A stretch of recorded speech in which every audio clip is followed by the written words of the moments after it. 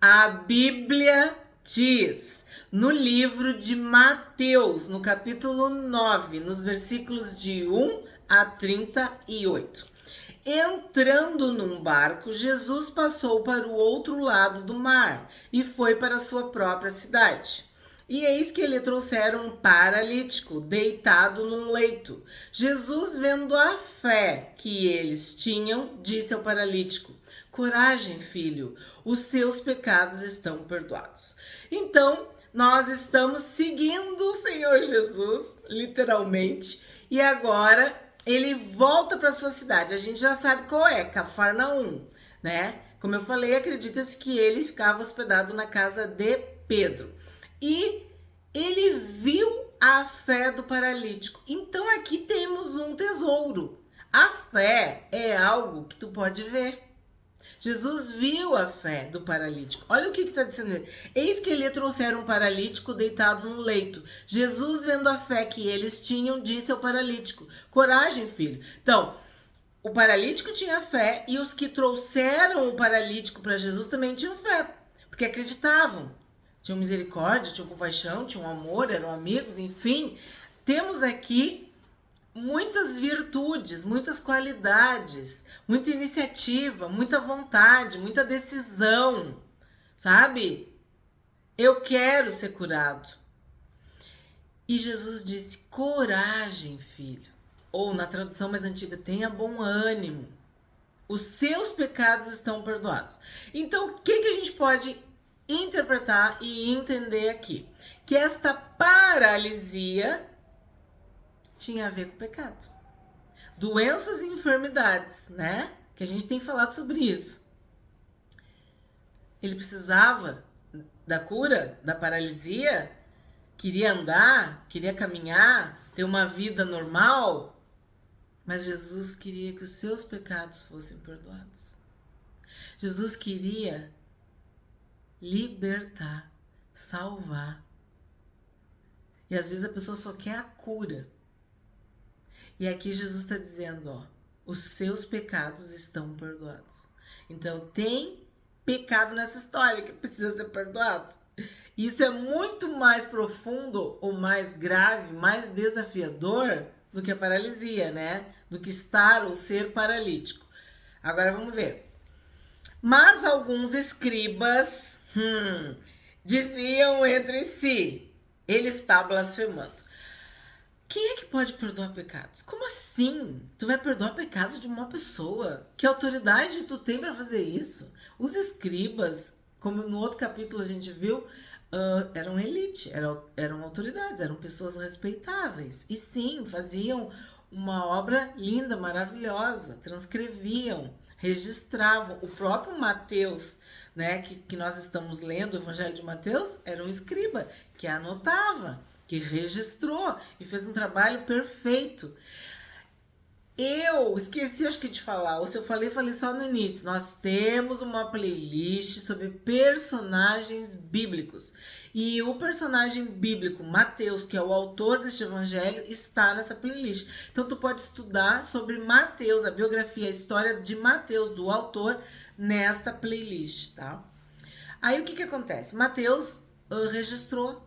E nós estamos vendo o esforço dele de fazer a comparação com o Antigo e o Novo Testamento, né? Fazer com que nós, né, o leitor, entenda que Jesus cumpriu as profecias, que as promessas de Deus se cumpriram em Jesus. E Mateus faz citações. Mateus menciona o Antigo Testamento. Então é um trabalho de escriba.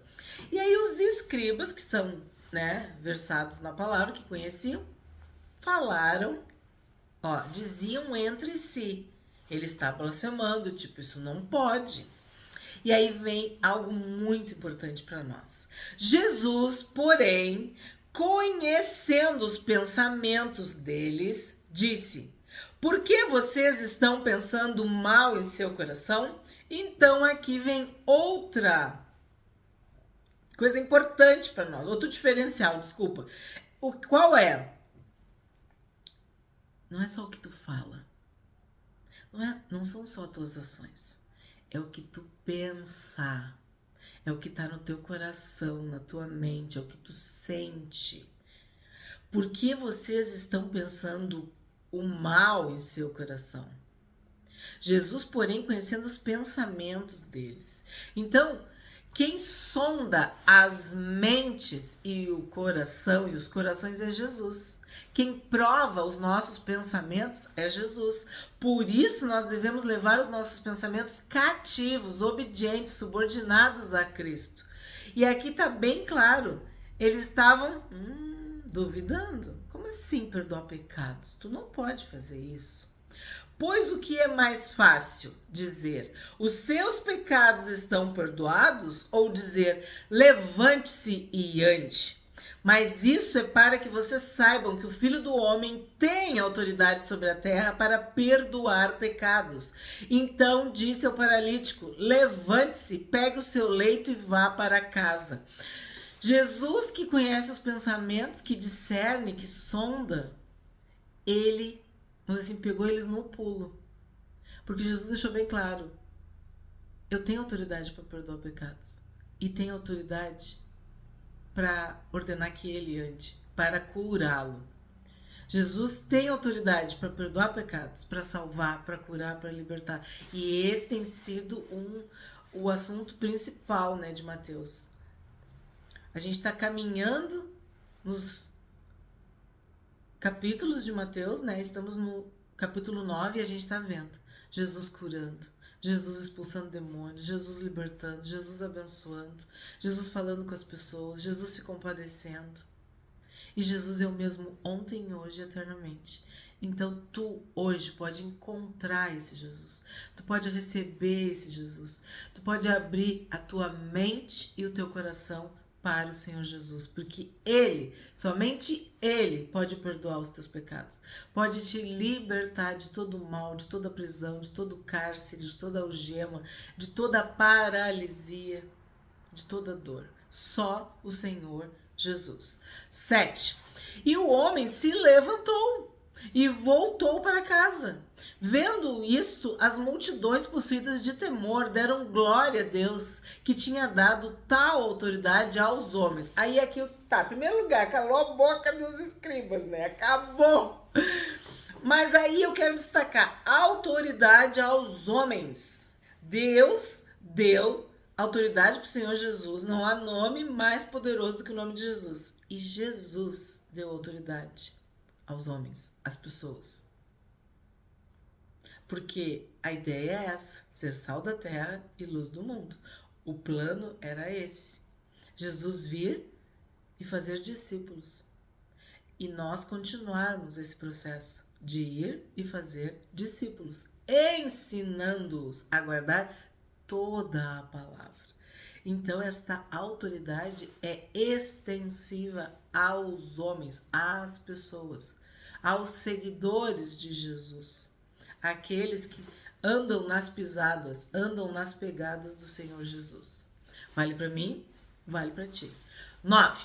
Quando Jesus saiu dali, viu um homem chamado Mateus, que é o autor do nosso livro, que eu falei há pouco para vocês. Sentado na coletoria, ele disse, siga-me. E ele se levantou e o seguiu. Aí tu viu a diferença no outro capítulo?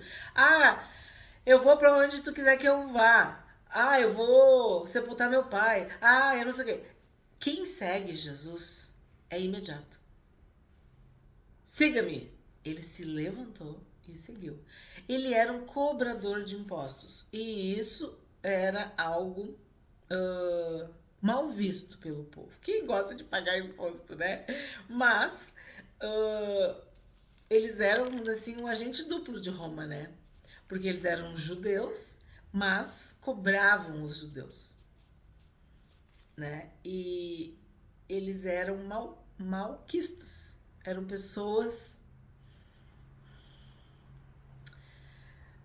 como eu posso dizer, que não eram queridas, que o pessoal se revoltava com eles. Era como se eles fossem um agente duplo, né? Assim, um funcionário, um empregado de Roma. que eles estavam fazendo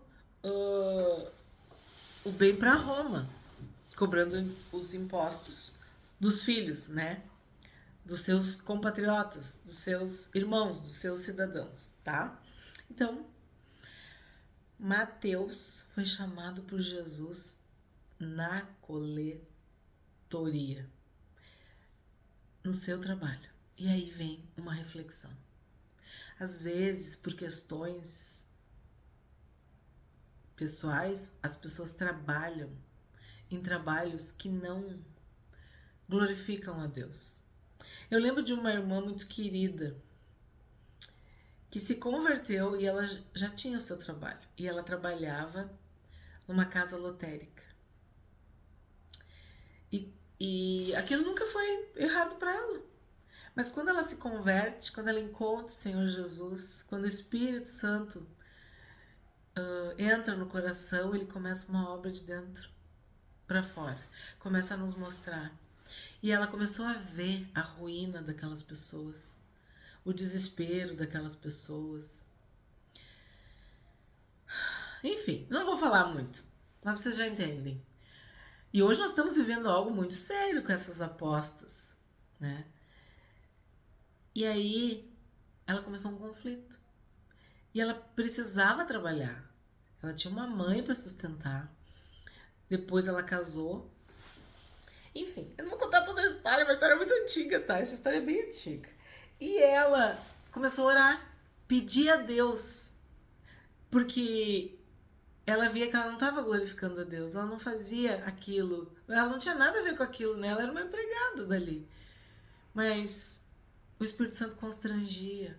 Ela sofria todos os dias de ver aquelas pessoas colocando seu dinheiro, suas economias, sua fé em algo que não existe, numa ilusão.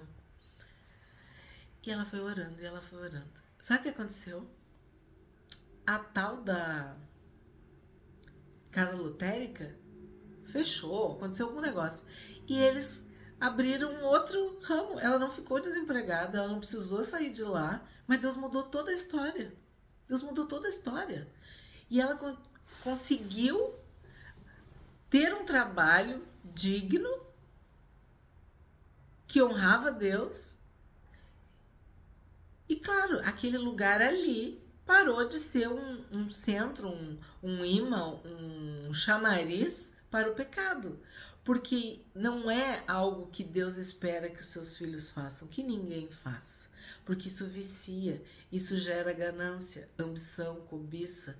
A pessoa se destrói às vezes sua família, destrói seus negócios, destrói suas economias, sua saúde. É um horror.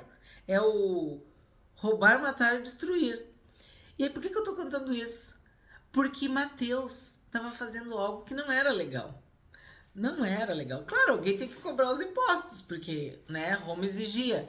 Mas assim, ó, tu não pode ter prazer, né, em fazer o que é errado. E aí Jesus chama Mateus. E Mateus segue Jesus. E ele se torna este escritor que nós estamos lendo. Então, aquele que tinha que cobrar, que tinha que exigir o imposto, que dizia, ó, tu não pagou, tu deve tanto, o detalhe, o pormenor ali, aquela coisa, sabe?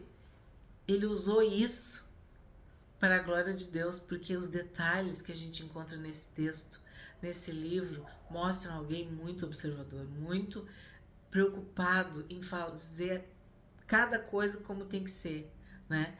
E Jesus chamou os pescadores, lembra? E o que ele disse? Vocês vão ser pescadores de pessoas. E ele chama Mateus, que cuidava dos impostos, né, do dinheiro, que tinha que estar numa posição meio crítica, meio dramática, meio constrangedora, para ser este escritor tão detalhista, tão minucioso, tão refinado que é Mateus. Mas vamos continuar a história. Ele se levantou e o seguiu.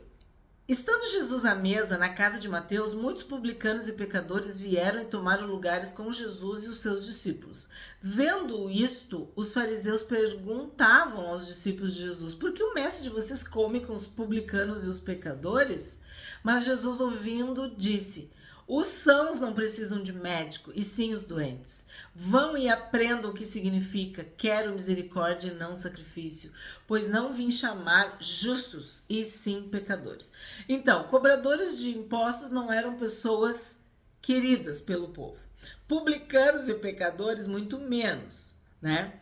E aí, tu vê que os fariseus vinham apontar o dedo. Então aqui, né, nesse trecho a gente tem vários personagens, várias figuras. E todos nós, seja cobrador de imposto, seja publicano, seja pecador, seja fariseu, todos nós precisamos de um Salvador. E é que fala, ó, que Jesus veio para os doentes. Ele veio para aqueles que realmente precisam, para aqueles que reconhecem que são pecadores, aqueles que não estão cheios de si, aqueles que reconhecem a incapacidade de se salvar a si mesmo. Não vim chamar justos, e sim pecadores. E para isso tu tem que te humilhar, né? Tu tem que reconhecer, tu tem que te arrepender. Seja no lugar que tu estiver. E se tu tem um trabalho que te entristece, que te envergonha, que não glorifica o nome de Jesus, começa a orar. Pede para Jesus ir no teu trabalho. Pede para Jesus mudar tudo. Pede para Jesus fazer a vontade dele, porque às vezes ele vai te chamar, vai te tirar de lá, como ele fez com Mateus. Outras vezes ele vai mudar tudo e todos. Eu não sei o que ele vai fazer, mas eu sei que ele vai te socorrer. Então, o nosso trabalho deve ser para melhorar o mundo, as pessoas e, acima de tudo, glorificar a Deus, fazer o bem. Então, ora se esse é um problema na tua vida. 13. 14, desculpa. Vieram depois os discípulos de João e perguntaram a Jesus: por que nós e os fariseus jejuamos muitas vezes, mas os seus discípulos não jejuam? Jesus respondeu: como podem os convidados para o casamento estar tristes enquanto o noivo está com eles? No entanto, virão dias em que o noivo lhes será tirado, então eles vão jejuar. O que o Senhor Jesus está falando aqui? Eles estavam esperando o Messias, eles estavam esperando o Rei, eles estavam esperando o Filho de Deus, e ele chegou. Sou eu que falo contigo, como ele respondeu para a mulher samaritana. Então, os discípulos não precisavam mais jejuar porque o noivo estava ali presente. E Jesus faz essa comparação. Vai ter o casamento, vai ter as bodas, os amigos, os padrinhos, os convidados, todo mundo feliz, ninguém vai jejuar. É tempo de comer, de celebrar, de compartilhar. Então Jesus está falando isso. João estava orando, João estava jejuando porque estava esperando o Messias. Vocês estavam jejuando porque estavam me esperando. E os fariseus cumpriam a lei, né? E a gente viu no Sermão do Monte, quando jejuares. Então, quer dizer, jejuar, o jejum faz parte da vida cristã espiritual. É uma disciplina espiritual. Mas Jesus vai continuar explicando. Ninguém põe remendo de pano novo em roupa velha, porque o remendo tira um pedaço da roupa e o buraco fica ainda maior. Nem se põe vinho novo em odres velhos, porque se alguém fizer isso, os odres se rompem. O vinho se derrama e os odres se perdem, mas põe-se vinho novo em odres novos e ambos se conservam. Jesus está falando aqui sobre o novo e o velho, que é o que a gente está buscando, né? Entender o Novo Testamento à luz do Antigo Testamento e o Antigo Testamento à luz do Novo Testamento. Porque todas as coisas são sombras, a realidade, a verdade, a salvação é Cristo. Então, o que nós temos aqui? Nós temos Jesus falando que o que ficou para trás estava velho. Porque se não fosse velho, não precisava vir um novo, né?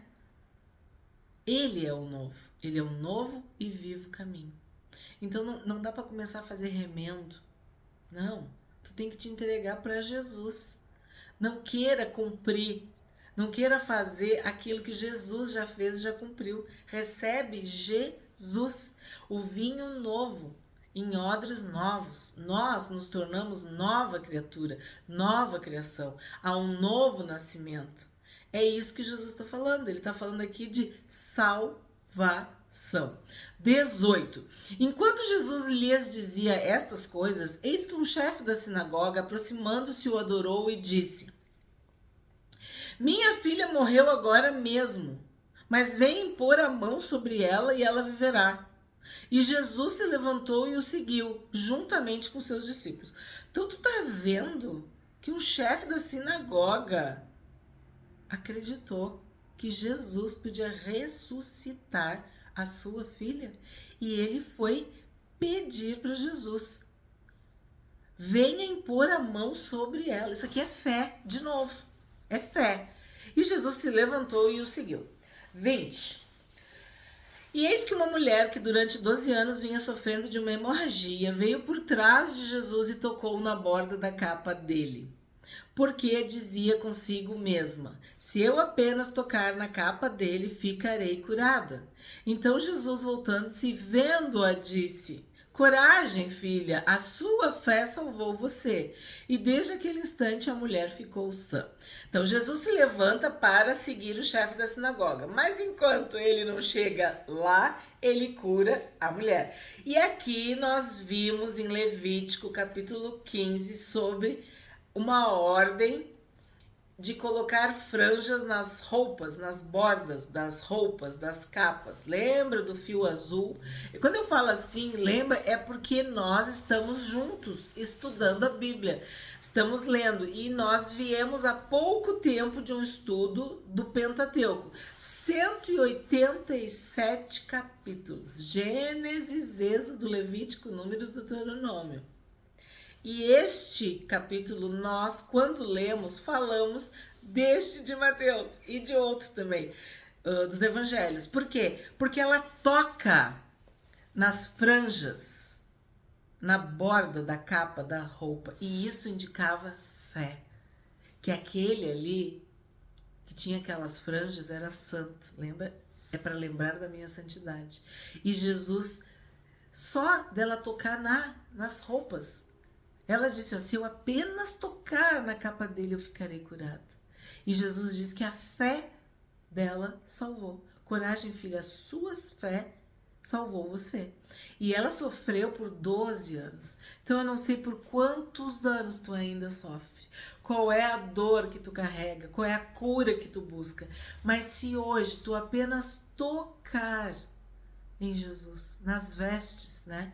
Isso aqui é uma forma simbólica de dizer, se tu buscar Jesus, se tu te entregar para Jesus, se tu orar, se tu chamar Jesus, ele vai te socorrer. É isso que nós temos que entender. Coragem, filha. A sua fé salvou você. E desde aquele instante a mulher ficou sã. Então, mais um exemplo de fé. E a gente sabia que a hemorragia era algo que tornava a mulher impura. Os fluxos, lembra? Tudo isso tem vídeo no canal, tudo isso tem playlist. E ela teve coragem de tocar e recebeu a sua cura. 23. Tendo Jesus chegado à casa do chefe da sinagoga, né?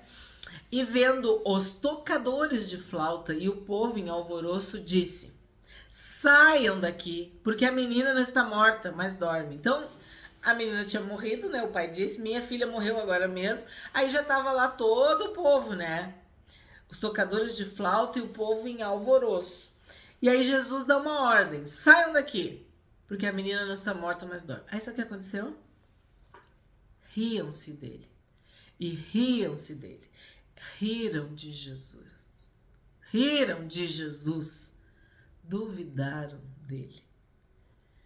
Mas, quando o povo tinha sido colocado para fora, Jesus entrou, tomou a menina pela mão e ela se levantou. E a notícia deste acontecimento se espalhou por toda aquela terra. E sim, no meio de incredulidade, no meio de pessoas que zombam, que riem, que debocham, há uma barreira espiritual, né? Tem uma passagem que o próprio Senhor Jesus disse que não pôde fazer muitos milagres porque era muito grande a incredulidade. Então aqui, ó, isso me chama muito a atenção.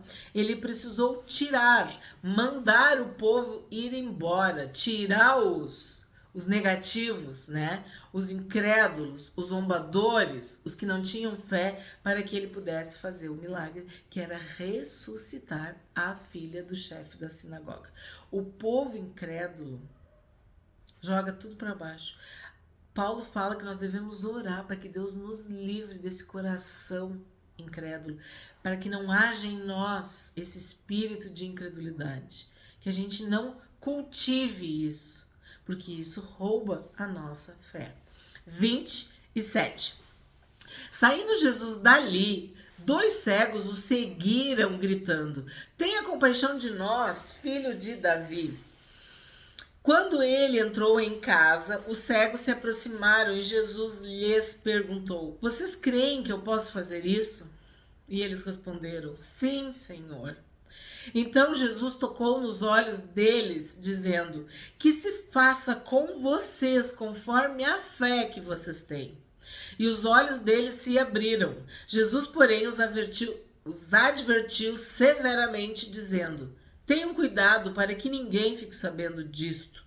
Eles, porém, saíram e espalharam a notícia a respeito de Jesus por toda aquela terra. O que eu destaco aqui? Jesus, filho de Davi. Que nós começamos o estudo do Evangelho de Mateus com a genealogia. Jesus Cristo, filho de Davi, filho de Abraão. Então, ele está dizendo: eu creio que tu é o Messias. Eu creio que tu é ungido. Eu creio que tu é filho de Davi. Eu creio nas Escrituras. Ele está professando a sua fé. E olha, ele está pedindo: tenha compaixão, né? Eles, né? 2 cegos. E aí Jesus diz: ó, vocês creem que eu posso? Tu crê que eu posso? Tu crê que eu tenho poder? Tu crê que eu tenho autoridade? E os cegos disseram que sim. Então Jesus disse: que aconteça conforme a fé de vocês. E nós estamos caminhando nesses versículos, nesses capítulos, nesses vídeos, e tu tá vendo quantas vezes fé. O que muda a circunstância? Fé. O que agrada a Deus? Fé. O que te leva para a salvação? Fé. O que te leva para a cura? Fé. O que te leva para a libertação? Fé. Em Jesus, na autoridade de Jesus, no poder de Jesus, no nome de Jesus. 32. Quando eles saíram, eis que trouxeram a Jesus um mudo endemoniado. Então, olha aqui, ó, mudo endemoniado. Tinha demônio e esse demônio fazia com que a pessoa ficasse muda. E assim que o demônio foi expulso, o mudo passou a falar, e as multidões se admiravam, dizendo: jamais se viu tal coisa em Israel. Mas os fariseus diziam: ele expulsa os demônios pelo poder do maioral dos demônios. Então o que tu tá vendo? Os fariseus sempre perturbando, sempre na cola, assim, sempre perseguindo, atrás, incomodando, perturbando, comentando, assim como a gente viu os escribas, quer dizer, sempre sendo crítico, negativo, falando o que não é para falar, porque eles não tinham fé. Então, qual é a explicação deles? Que Jesus estava expulsando os demônios pelo poder do maioral dos demônios. Eles não estão com compaixão, com misericórdia, com amor. Eles não estão preocupados que aquela pessoa estava muda, endemoniada. Não. Eles estavam preocupados com o quê? Com a tradição, com a religião, né? Com o poder e a autoridade que eles exerciam, aquela esfera que eles tinham de poder sobre os judeus. Então, eles queriam desqualificar tudo que o Senhor Jesus fazia, tudo que o Senhor Jesus falava. Então, o que eles dizem? O que os fariseus dizem? Que esse demônio pequeno tinha sido expulso pelo demônio maior. 35.